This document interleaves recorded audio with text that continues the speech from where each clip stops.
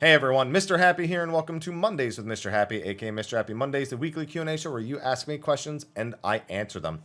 Now, I'm going into this video with the intention of not answering as many questions as I do, and I know I say that plenty of times and it ends up being a 45-minute video anyway, but I want to take some time at the beginning of this video and talk about what's been going on with me as of late, why there haven't been a lot of videos on the YouTube channel. I alluded to it last week that there were some things going on that had me kind of just like, my mind was elsewhere. And when you produce content for people and that's a means of earning a living, I feel like it's to some degree you owe them an explanation when you aren't posting content as much. It's part of putting yourself online and putting yourself forward as the content. So I've got three main reasons why I haven't been doing YouTube videos as of late. I'm going to talk about them all individually, but they compound on top of each other. One, it's tax season. I've been super stressed about that because last year we had a Twitch event where my income kind of skyrocketed, and I don't really know what that means for the tax season. So I've been doing extra diligent, like looking through the numbers, making sure everything's exactly right so that it's clean, it's by the books, it's correct more than anything else. And that's a yearly stressor thing. That's around this time anyway. It just doesn't help that that's happening alongside, things number 2 and 3. Number 2 has been my internet. It's been terrible for especially the last month. I'll be streaming and for 5 to 30 minutes at a time, my upload speed will just go down to 0. And it'll bounce up to 1,000 megabits a second when normally 1,000, 1 megabit per second. And, I normally have 35 or 40, so I can run whatever 6 megabit per second bit rate or something like that.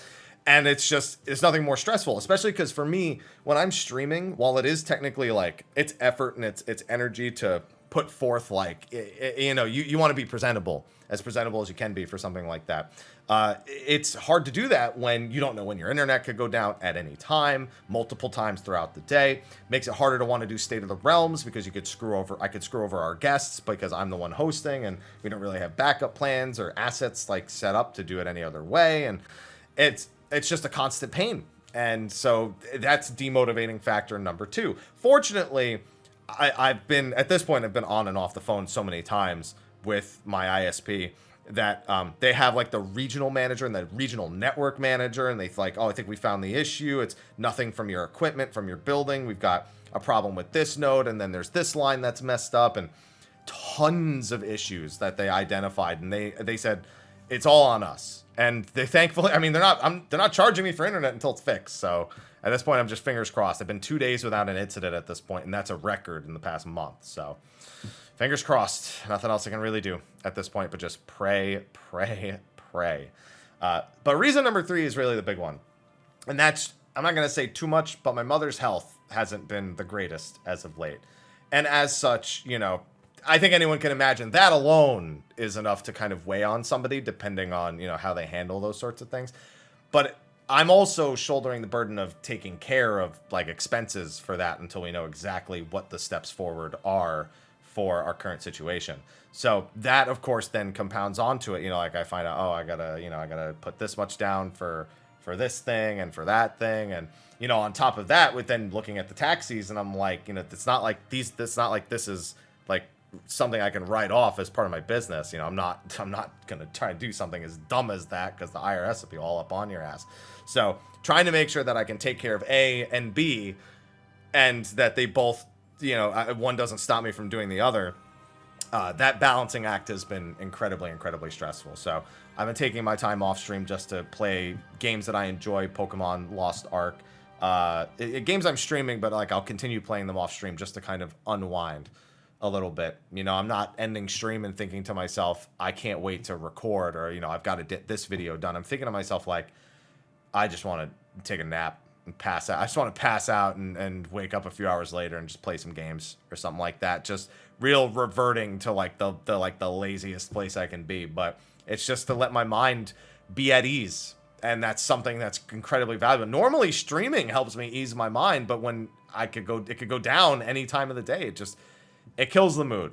So I've just got things all throughout the day just constantly pulling me down. And the little things I do to try to improve that mood, they're good for a little bit. I'll cook something I haven't had in a while, or, I'll hang out in a stream and it'll just be positive energy from that. It's something I don't get to do as often as I'd like. But I mean, it's tough. It's tough. But that's where I'm at. The video YouTube channel itself is fine. We have some State of the Realms planned. So now that my internet's starting to look better and we're getting that, we have some plan. A tank show. We have the anniversary like recap we're going to do the following week after that. And then we have a melee and a caster show still to do. By then we'll probably have more 6.1 news. So just all these things. On top of that, there's interviews. There's still the Ranged Versus series. There's the follow-up to the P4S Party Finder strats. We will actually want to do kind of a little segment on the Party Finder as a whole. So we might do a State of the Realm on that. I might make that its own standalone thing. We'll see, because there's a lot of little discussions that have been happening even during this lull of a time. And then, of course, when 6.1 rolls around, we'll have a ton of Ultimate coverage. I'll be doing guides on whatever the new EX is at the time, the new dungeons. I mean, we know what the new EX is for 6.1. But, you know, we'll have more of the usual stuff, you know, rolling in. I've also been given some ideas from some people about potentially doing a second YouTube channel. I do a lot of Pokemon stuff on Twitch, and I've posted a few things here on YouTube, mostly just compilations from the Twitch streams. But somebody suggested, one of my creator friends, that I should make a separate YouTube channel and actually produce some Pokemon videos. Like when I'm not feeling like doing Final Fantasy videos, just produce a Pokemon video here. You know, a new release for this, news for that. And, you know, it's not a bad idea. It's not that I haven't contemplated it. I always want to do content for every game that I play. For me, it's a bit of imposter syndrome where I don't believe in myself enough. Like, I feel like I'm not the one creating the content. Like, I'm not the one going out and being like the forefront of discovery. I'm often finding these things online from the people who are like me in other categories. And while I never discourage people from posting content that's already available on the internet, largely because the way somebody presents information, even if it's the exact same information, can be far better received by different learning styles. It's just, I don't feel all the way comfortable with the idea yet, just because of that. So it's a maybe thing. And I know I could also just post my Pokemon stuff here, but if I make something that you all may not know about YouTube, you actually can earn a better income by making a ton of successful YouTube channels that are all in like the 50 to like 200,000 range. If you're somebody who can't break the plateau of like 500,000 subscribers. Like, I'm probably going to stay plateaued around 200 to 250 for quite some time, outside of like when a lot of Final Fantasy 14 hype and buzz is being generated.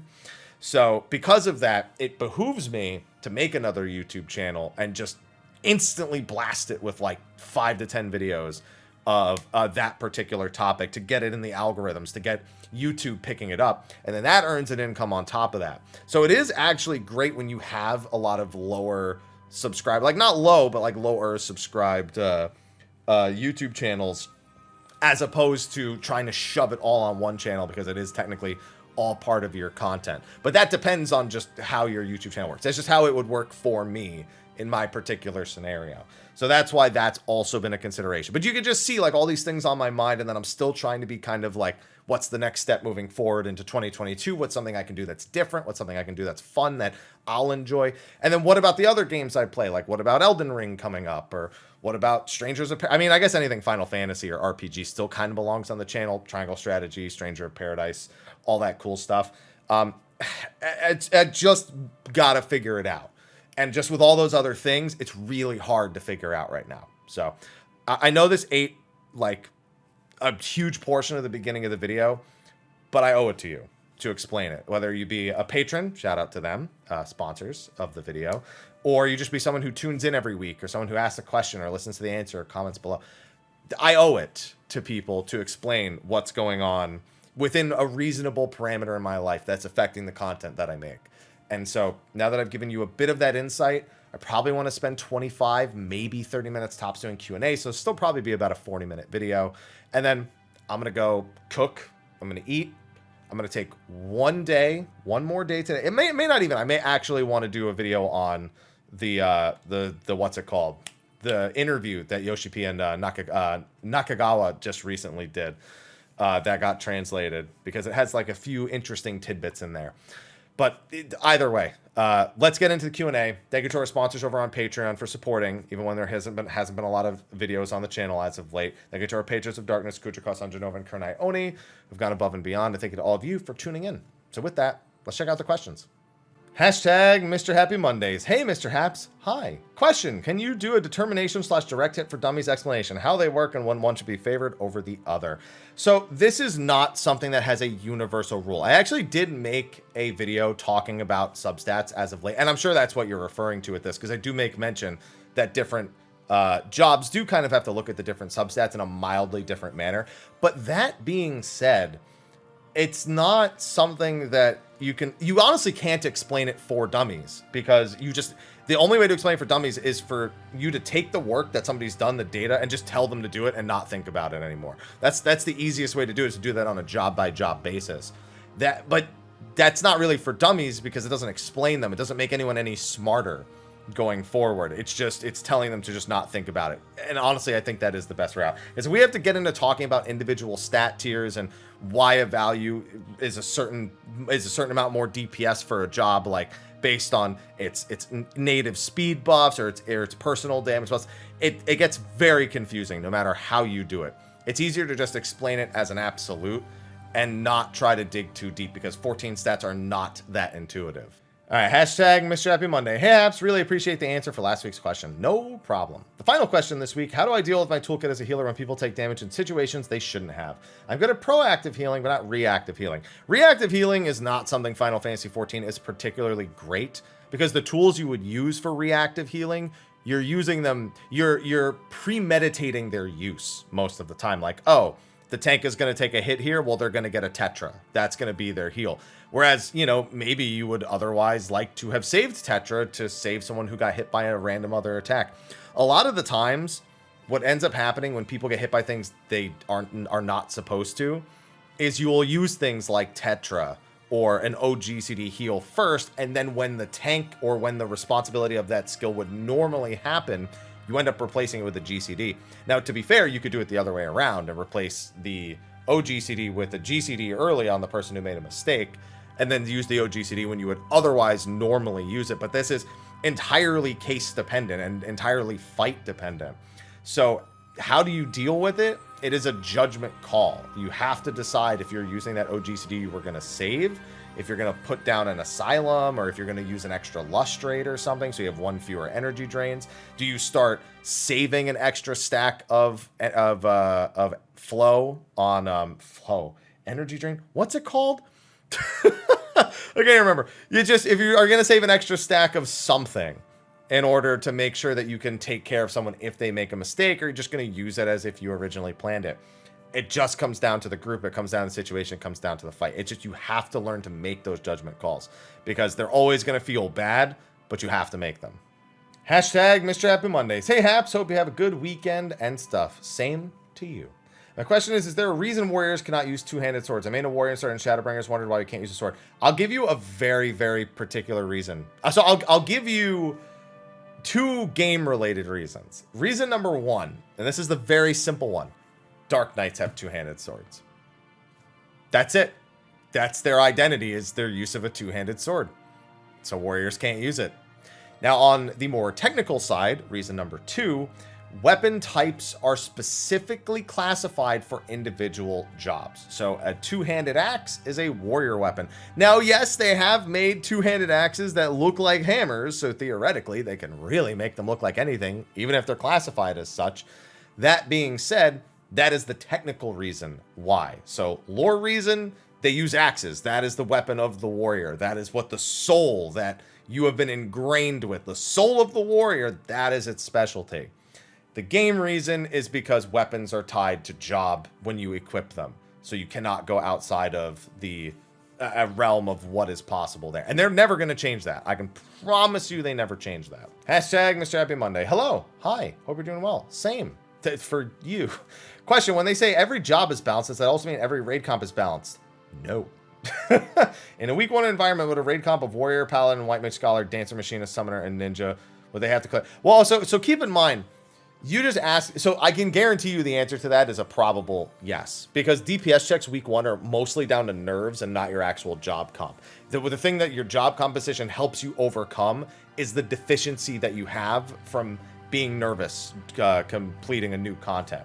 But keep in mind, the question of every raid comp is balanced you've given me a relatively balanced comp. You have one melee, one caster, one range physical. The job that's doubling up is a second range physical.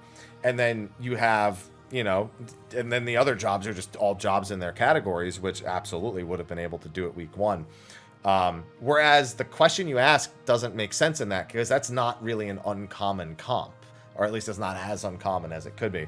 You know, if they had to consider every comp is balanced, then suddenly you have to think of, what if it's paladin, white mage, dancer, dancer.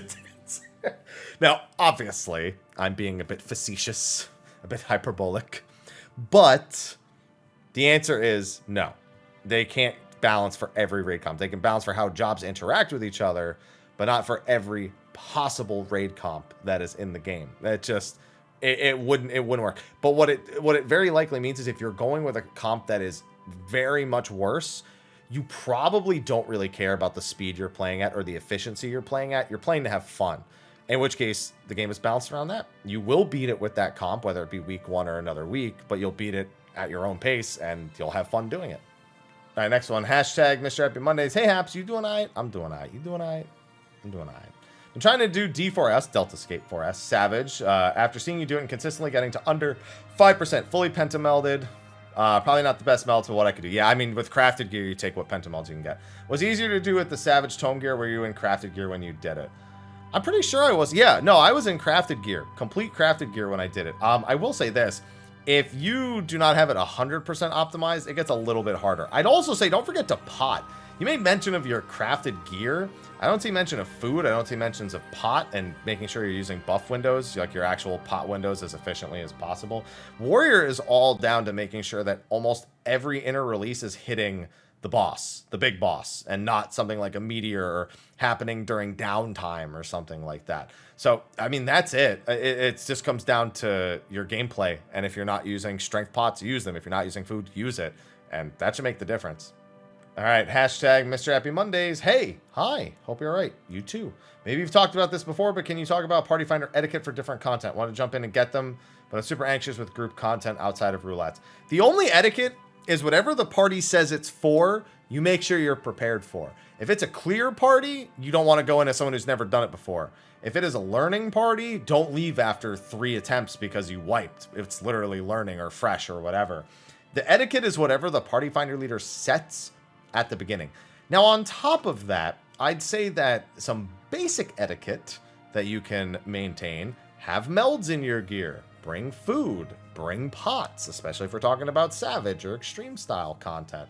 So just make sure that you're doing the most basic things that you could possibly do. Don't just skip on something because you're, quote, not sure if it's necessary. Do it because you can do it, and you'll be stronger because you did it. Now, on top of that, I will say this. If you're in the process of learning, I'd say this is something that isn't etiquette, but more a personal recommendation. Learn how you best learn, and then take that method going forward. If you learn from watching kill videos or watching guides, do it. If you do not learn well from just jumping in blind and having people explain it in a party chat, if you don't do well from hearing things in Discord, but you actually do well when something is typed out, like you understand it better, communicate that and understand that, because learning how you best learn is how you best progress. And if you don't, and you just try to force to what everyone else feeds you, it's going to be a lot worse. But as long as you're trying, learning, and have your basic gear setups done, that's really all the etiquette there is. Other than that, just don't be a dingus. Hashtag Mrhappy Mondays. Hello, hi. I hope you're keeping your mental health at full HP and doing all right. I'm doing all right. That's about where I'd say it's at right now. What are your expectations for the next live letter? Any predictions? Certain expectations? Seems to me they wouldn't need to hold a special one unless they were planning some structural changes going forward. I can see an argument for combining 6.1 and 6.2 into one story to get the new story time health and momentum. Change the number of patches between expansions. Introduce a new 90 zone for story looking. So I think you're looking at this far too intensely. I think they just want to talk about it because people keep thinking the game is over. I literally think that's the reason. In every live letter for the past 9 months, they've had to be like, the game's not ending. It's not the last patch ever. It's not the last expansion. We're going to keep making content. We're going to keep making expansions. There's going to be more raids. There's going to be... They're going to just keep doing what they've always been doing. They've always said that Final Fantasy XIV lives and breathes by its consistency. They're not going to sacrifice that by jumping into an entirely different bed. And so I don't think anything changes all that much. I think it's for fun. I think it's for fun. I think it's to let people know that they are going to be continuing, that they have visions and, you know, the scale of things of what they want to do. That's a big thing. I expect them to talk about the scale of the events going forward. I expect them to talk about their development process. And then they're going to answer a bunch of Endwalker MSQ questions, which I think is actually going to eat the majority of the time. I don't think it's going to be the actual explanation. They may drop a few details about 6.1, but they said it's not a 6.1 live letter. That's not until March. So that also tells us 6.1 almost certainly in April and not in March. Or not in late March like it could have originally been predicted for. So I think that's it. They might hint at a few other characters that they're going to be using more. Or they might give a name to the next arc. They might not like make us wait. They might be like, the next arc is going to be the Tournament of Power arc, or, you know, whatever. Like they'll give us like a name. What's going to happen? Da, da, da, da, da. I think they might also announce another collaboration at some point. That could happen there as well. But I don't have any expectations because Final Fantasy XIV has always been, I know what it's going to do. I know what they've done before. And so all I want is more Final Fantasy. That's it. As long as I'm getting more, I'll usually be content. I'll judge it, criticize it, whatever. But that's all there really is to it. Hashtag Mrhappy Mondays. Hey, Haps. Hi. How do you think the next expansion will deal with extra skills being added? My hotbars for some classes are so bloated. Do you think they'll combine more skills? I mean, they'll do the same thing they've always been doing. Every expansion, they deal with it the same way. They move some skills up with traits. They delete some skills, and they add new skills. It's the same thing. Our hotbars have been approximately the same for, like, a while now. And so there's only a couple of jobs that have really still continued to be kind of a pain when they add things. Like Gunbreaker is super filled. Paladin is super full. What's another job that... Like Samurai is kind of full-ish. And then that's really it. Most of my other hotbars are pretty bare considering the amount of skills I actually need to press. But it depends. Dragoon a little busy too, I guess, in terms of hotbar real estate. But yeah, no, I mean, they just do the same thing. They just consolidate and they just upgrade with traits. That's not going to change going forward. Hashtag Mrhappy Mondays. Hi. Hope all is well in your corner of the world. Doing all right. Recently got into high-end content and wanted to make gear for my melee DPS, wondering why Sam and Monk use different gear to Dragoon and Reaper. Ninja is different because of deck scaling, but I don't know why those four have two sets. Simply aesthetic. Their aesthetics don't match each other. A Samurai and a Monk have a very similar aesthetic in terms of the direction they went. This was true in Final Fantasy XI also. Monk, Samurai, and Ninja, all three of them very often shared gear. And you could see it. It made sense. So I think if you actually look at some of the gear we had, it definitely makes a little more sense in Final Fantasy XI. And then Dragoon and Reaper are what are called a heavy armor class. In terms of melee DPS, they don't wear like these light and mobile sets of armor. They wear, well, unless of course you're glamming over them.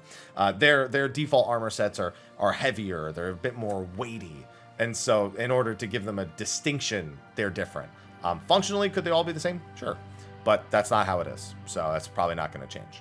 All right, hashtag Mrhappy Mondays. Good day, Happy. Hope the last week has been good for you. It's all right.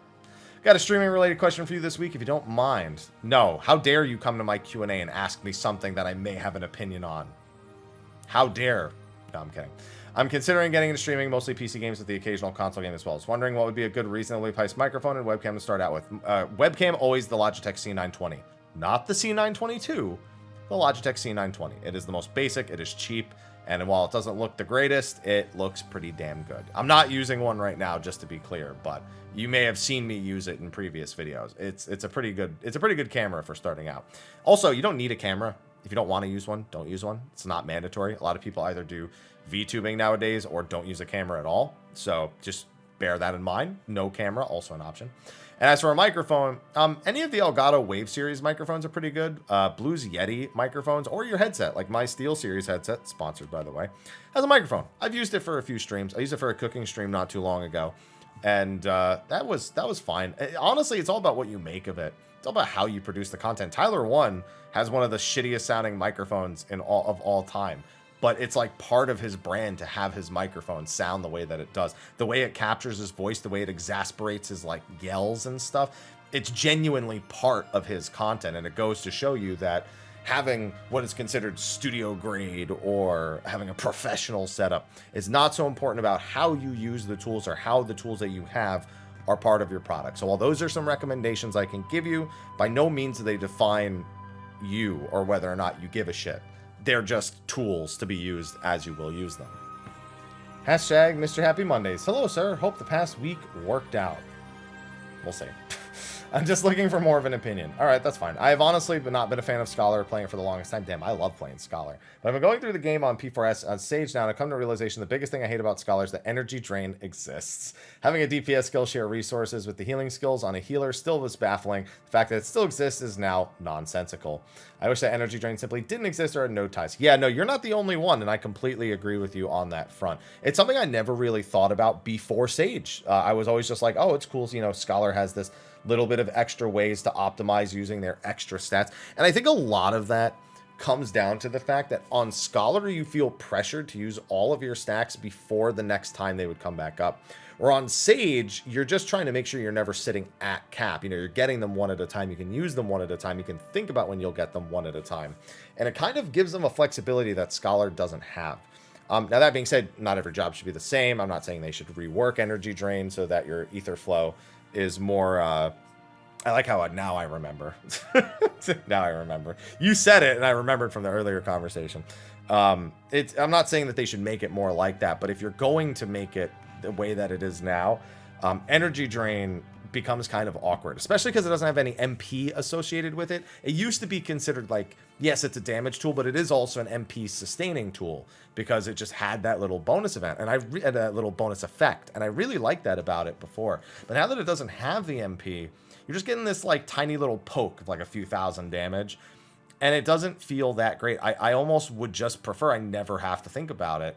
And that they either make it its own separate button, make it stronger, but make it its own, like make it a 1 minute cooldown, but make it just hit harder or something. Just make it like a DPS skill once a minute, or make it a reward. Honestly, since I know I said we shouldn't copy other jobs, but the way that Toxicon works is kind of nice, where it's like if you play around your shield breaking, it actually gives you a freebie of Toxicon. It lets you use it for a more mobile cast. Energy Drain being an instant GCD that you proc off something else may not be the worst idea. I don't think it's a good idea at the same time, but at least giving it some sort of clear value, or just get rid of it, quite frankly. I just don't think it's valuable on the job, and it just serves to kind of frustrate people who play both Sage and Scholar, as you've seen for yourself. All right, hashtag Mrhappy Mondays. Hello, and hello for anyone who forgot. No forgets so far, I think, this week. Even the questions I haven't answered. I don't think we've had any forget this week. I hope this week has at least been better than the Yeah, I'd say it has been. We've moved forward in a lot of things, so it's kind of innately better, I suppose, is the best way of putting it. A few of the people I know have been saying that their implementation of Shield Pure Healers has been a failure. It's the same it has been. There's just 4 jobs now. That doesn't make any sense. As long as I'm healer myself, I find that healing the current Saboteur has been more interesting than it has been in years. True that. Although healing isn't your focus, I was wondering what your thoughts were on their implementation of the Shield Pure split. I think their fault is not in the split. It's in individual job design. Like, White Mage just is infinitely simpler to play than Astro, but its strengths do not give it a good feel. Like, its strength is it has Benediction and it has some other, like, OGCDs. Like, it's got a couple big heals, but Astro is Macrocosmos, cards. Your party members always like getting cards. They like getting div. Like, it's so much stress to play it properly. So that ends up being the biggest problem with Astro, is it's the stressful option that just feels way more flexible and I don't know. I like it better. And White Mage is supposed to be the simple, easy to access option, but it just doesn't perform well. And I don't think that's the right way. We've seen that fail before, and it fails again here, in my opinion. Even if White Mage can do all the content, it's just innately not a great option. And I just think they could do a better job with it, in all honesty. As for Scholar and Sage, both Scholar and Sage, incredibly strong. So strong, in fact, that Scholar Sage as a composition has risen up with just one of them choosing not to use their shields. That might be considered a failure in implementation, because the fact that the 2 shield healers going together, literally the only thing that makes them ineffective is that they both have shields, and one of them can just not cast their shields. I think in this case, Sages would just not use Eucrasian shields. It's nothing. So that might be something they need to look at in terms of how those two jobs interact with one another. Like, I wouldn't be surprised if, like, Panheima and Seraphic Veil didn't stack, or if they started having Sucker mess with Panheima. More importantly, I think the damage reductions on both Sacred Soil and on, which one is it? I can't remember. The one of the Coles, one of the Addersgall skills. Caracole, I think it is, yeah. Like making sure those don't have overlap. I think that's where they'll probably have to tackle it. But whether or not they will, who knows? That might be the biggest failure. But it is largely a job design thing. So I don't think they failed at the idea, but I think there's been some clear faults in the job design itself that has led to more exacerbated opinions or faults that are being noticed. All right, I got maybe 2 questions left in me or something like that. Hashtag Mrhappy Mondays. Hello, and I hope this week has been better for you than the last few. Thank you. I'm wondering about the adjustment to Monk for perfect balance. Specifically, the fact that you get beast chakras regardless of whether you hit something or not, and the same applies to getting nadis from blitzes. Does that mean it's viable to set up a blitz by using 3 AoEs on nothing if the downtime is long enough? Yeah, that's actually one of the reasons. It's to make it so that your buffs will never fall out of alignment. Now, that's achieved in one of 2 different ways. One of the ways is that, let's say you were slightly out of range of the boss and missed. Yeah, you missed the big damage, but now they've made it so that even if you missed that, it's not the end of the world. At least you're not completely out of sync from your party for the entire rest of the fight. That would be a true disaster. Now, in the case of a fight with long downtime where you can actually perform an action, yes, it does allow you to also make sure that if everyone will have their 2 minutes back up when the boss becomes targetable, that you can also play a part in that you can make sure that your timings for your skills aren't off. Now, it still has to technically be a gain. Like, it has to have some sort of tangible gain. That's not automatically going to be the best decision. But being able to use it to gauge situations like that is a big positive. So I would highly advise keeping it in mind, but not trying to overthink it and make it happen all the time. Because it's sometimes, if you do that, then you're going to start screwing yourself because you think you're being clever when you're really not being it. All right, and I'm just going to lightning round a few here at the end, because this is about the time I said I wanted to wrap up the video. So someone was asking about pot timings, if it's better to use at the start of the fight and on cooldown, or at the 6-minute fight, or 6-minute point of the fight, or to use it at the 2-minute part and then use it at 2 and 8 minutes. So the answer becomes your kill speed. It ends up determining that. Most of our fights this tier ends up being, they're either kind of awkward timings, like 0, 4:30, and then like 10, if your fight's long enough, or they end up being 0, 6, or in the case if you're only going to get 1, which I don't think happens on any fight this tier, even the shorter ones, then you use them at 2. So that's gonna be it. But then, yeah, 2 and then 7 or 8. Yeah, it just depends. Well, the fight lengths and the actual phases of this tier are kind of weird, because on P2 and P3, if you hold buffs till after the mechanic goes off, then you end up having pots up on cooldown that match your 2-minute timers, which is like, it just ends up working out that way if you do the fights in a certain way. So now all of a sudden you have a 0, 4:30, 10, and if you even get the 10 is questionable. So do you have to use the pot on the 9 because you're killing too quick? And it's just all these little things that have to be considered. So but that is it. It is very fight dependent. I'm not going to lie, I forgot that I said that was going to be a lightning round. There's actually so many questions that I missed that when I started answering that, I just completely blanked. There's someone asking if I think they'll make Gunbreaker more flexible. I think they have to. People have been asking for that, like, pretty hard for the past few months, so I have to imagine that that's something that they're looking at doing. There's a glamour-related question. Asking if they can do a better glamour system. Yeah, it's called WoW's Transmog. I answer that question almost weekly, but WoW's Transmog would be a massive improvement when it comes to the glam system.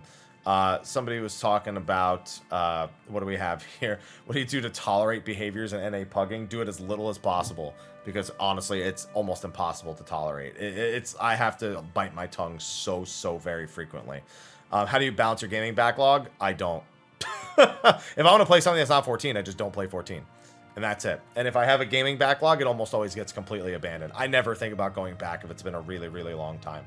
So that's just because it's too, I barely have the time as it is when I'm actually like putting my full effort forth on content. So I just don't even think about it. It just relieves all the stress. I just like watch other people play it or read a review or something like that.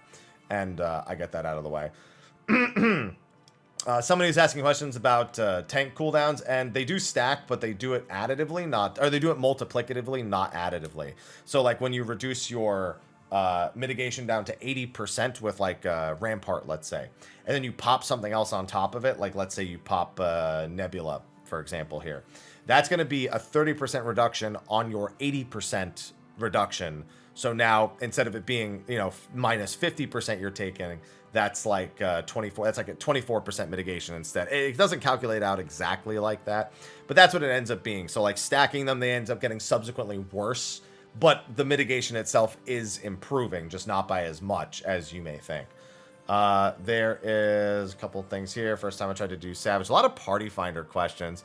Based on typical Party Finders, is it worth coming back in a few weeks and trying again? Generally, the faster you get through Party Finder, the better it is. The slower you get through Party Finder, the people who want to be doing their best in the Party Finder are finished using it. And then it's just the people who are trying to get their first clears or maybe still doing weeklies or maybe parse runs. So my opinion is to try to get through the Party Finder as quick as possible and not to try to go back 2 weeks later. Now you can. I've gone in and Party Findered stuff way late after it's come out and I've gotten through it, no problem. But that's anecdotal. And honestly, my experience is probably going to be a lot different because I'm talking about going back after I've already done it a million times, and you're talking about going through it initially on a tier. So they're not really great comparisons, in my opinion. This person was talking about recently reminded how Monk couldn't play at 60 FPS. Yeah, that's just a really big min-max thing. I wouldn't worry about the Monk playing at different FPS levels. That's a super high min-max thing for your buff windows that doesn't have to apply. But if you look it up, it's going to blow your mind that it's even a particular tech. It's absolutely ridiculous. And I won't do it. I'll never limit my FPS just to play a job because it needs less frames to do better. Oh, that's crazy. Any beginner advice for tanking? I have videos on that, and there's other content creators who do. Because I'm going through the lightning round section, I don't think I could do it justice. Just make sure you're hitting the boss. Make sure you're using your cooldowns. Make sure you know how to do a tank swap. Those are all the three most important things. If you know how to use your cooldowns to do a tank swap, you're mostly there. After that, it's about getting as much DPS as possible. Have I played Yu-Gi-Oh! Master Duel? No, I don't want to play it. I can't stand all the new Yu-Gi-Oh! Rules. And I know that you have to work your way through the old generations for the quests in that game, but I don't think I can tolerate it. Ugh. Anyway. Then we have intentionally make your thumbnails look like you're trying to kill a hamburger. Yes. I actually look for the funniest looking one every week. It gives me 3 defaults, and I go, okay, which one looks the silliest? That one's good. What bosses would you like to see redone for ultimates? That's a whole thing. An ultimate's a 20-minute fight. So somebody else actually asked me that same question here this week. So I don't think I can. I don't think I could finish that discussion in one lightning round. Heck, even in one video, realistically. Let's see. Let's see. Please fix. If you're consistently having bad experiences in the duty finder, cat. What kind of computer do you use? Custom build. What are you doing? It says, this is one of the weird, okay, I'm going to ban this person because this person's being weird. Dude, sometimes people are just weird. They're just weird. This person's like talking about getting a driver's license in Missouri. I don't even know. Oh, man. Why does NA not know what farm means? Yeah, that's another good one. Yeah, there's still a few questions I couldn't get through, but like I said, I did my best to get through as many as possible. I went 5 minutes later than I really wanted to, but it's time for me to go cook and relax, and hopefully this week, this will be the week. This will be the week that's better than the previous weeks. I have to believe it, because if I don't, I'm going to go crazy. But anyway, thank you all for watching. Be sure to ask a question for next week in the comment section below. Be sure to like, favorite, subscribe, and share. And I will see all of you in the next video. Be on the lookout. We will have a guaranteed at least 2 or 3 other videos this week. So no matter what, I can promise you that. With that, I'll see you all in the next one. Until then, take care.